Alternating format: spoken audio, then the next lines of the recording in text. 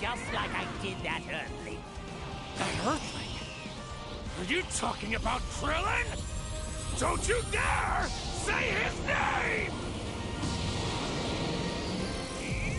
Now this is emergency. You have to tell the dragon to transport everyone except for Frieza to planet Earth. Wait! Don't make that wish! Ask the dragon to leave both Frieza and me behind! How did you know we were having this conversation? I can't believe this is happening. So after being in perpetual hiatus for the past 17 years, we finally got a new entry in the long-running Budokai Tenkaichi series, or Sparking in Japan. That's right, Dragon Ball Sparking Zero is finally here. I played it a few months ago, and after completing all the episode battles, bonus battles, and most of the what-if scenarios necessary for the Platinum Trophy, I'm finally ready to give my thoughts on it. So, does this game live up to all the hype and achieve legendary Super Saiyan status?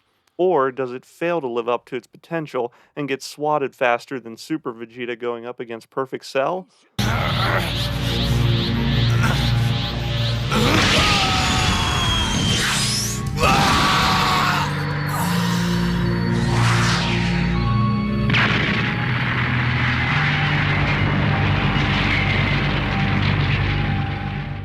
Let's find out.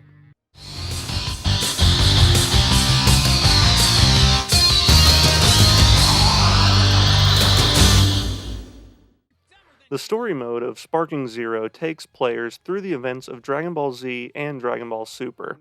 There are 8 total characters to choose from, including Goku, Vegeta, Gohan, Piccolo, Future Trunks, Frieza, Goku Black, and Jiren.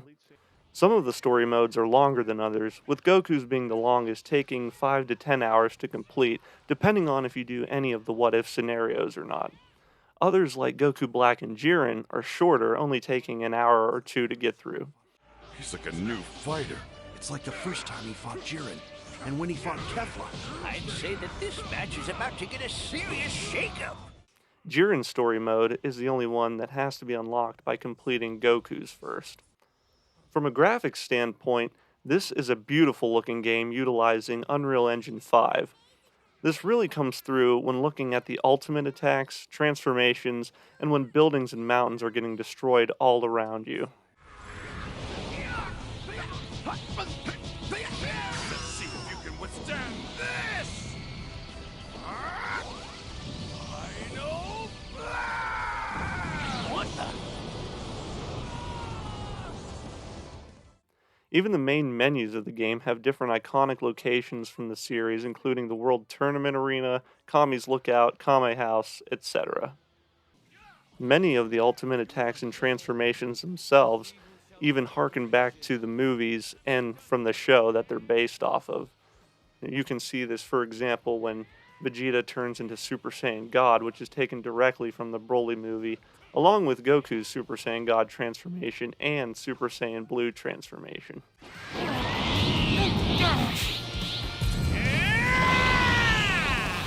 Do you want to see what I'm capable of?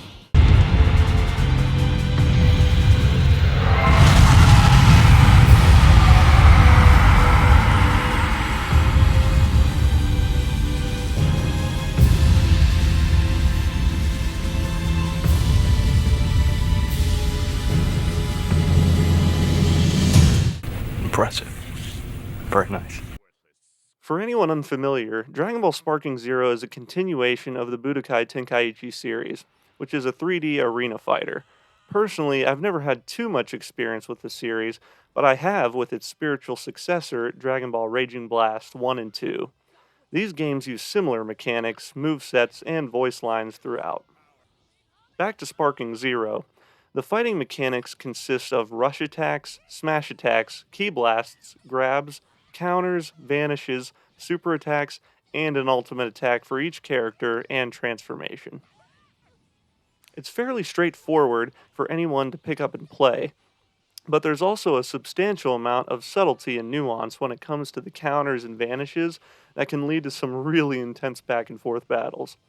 One of the easiest strategies is to just charge your ki and knock the enemy away, which gives you enough of a window to land either a super or ultimate attack. I actually managed to pull this off when I was working on obtaining the trophy for completing 100 online battles. Needless to say, it was a pretty climactic finale to obtain the Platinum Trophy, so it felt really appropriate. Every move.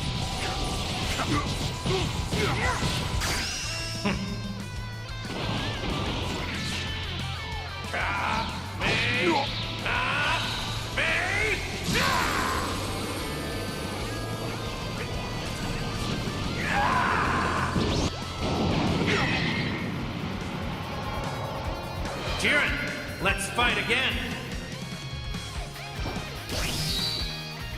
Wow. Most of my critiques come down to the controls for certain moves, which I understand at this point have been patched to make some improvements since the time that I actually played the game. However, it just seems that sometimes you would get locked in combos when other times you'd be able to perform a vanish or counter, mostly when playing online, but this could just be due to server lag. The other thing that stuck out to me was that for the story mode, it seems like some battles were given much more gravitas than others, especially as you got into the Dragon Ball Super battles. There seemed to be less cutscenes, and you just get thrown into battles. For those familiar with the series and battles, such as myself, this wasn't a big deal, but for those looking to see the story, there are other games that do a better job of it. Dragon Ball Z Kakarot specifically. However, that game only goes to the Buu Saga, so we still don't have a game that effectively tells the story of Dragon Ball Super, but maybe one day. There's not much to say in the morality section. Thankfully, this being a fighting game made in Japan, there's nothing to criticize in regards to DEI or the woke liberal agenda, which is a huge plus. The only thing I should mention is that there's a decent amount of language, but that's par for the course with these Dragon Ball games. Growing up watching the show on Toonami, I remember being so shocked when I first heard my favorite characters using profanities, but of course on Cartoon Network, it was an edited version of the original show.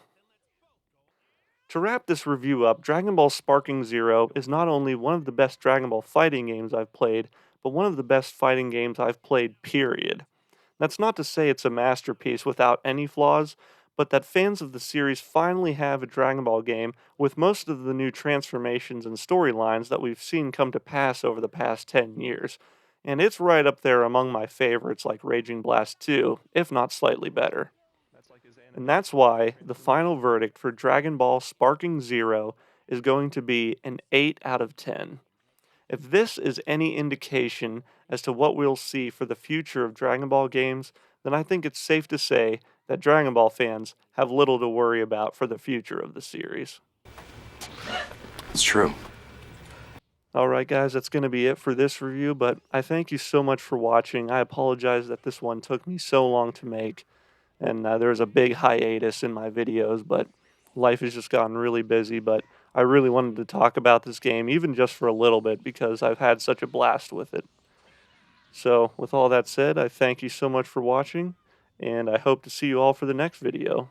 But until then, God bless you, take care, and I'm wishing you God's best for now, and throughout all eternity.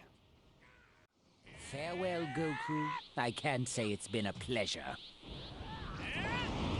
I'm not normally one for preemptive goodbyes, but there is a very real possibility that I kill you instantly, and I'd rather be safe than sorry. You've always been smug, Frieza. But I guess you've earned it this time.